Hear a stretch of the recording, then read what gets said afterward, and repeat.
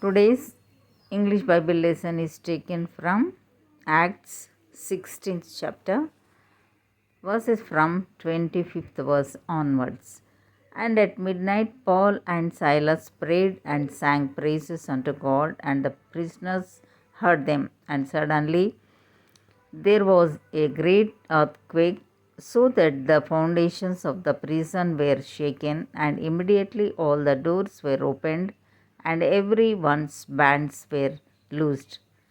And the keeper of the prison, awaking out of his sleep and seeing the prison doors open, he drew out his sword and would have killed himself, supposing that the prisoners had been fled.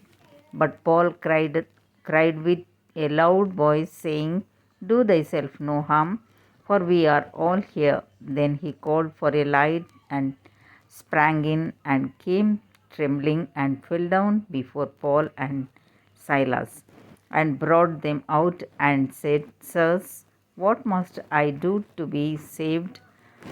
And they said, Believe on the Lord Jesus Christ, and thou shalt be saved, and thy house. And they spake unto him the word of the Lord, and to all that were in his house. And he took them the same hour of the night, and washed their stripes, and was baptized, he and all his straightway. And when he had brought them into his house, he set meat before them and rejoiced, believing in God with all his house.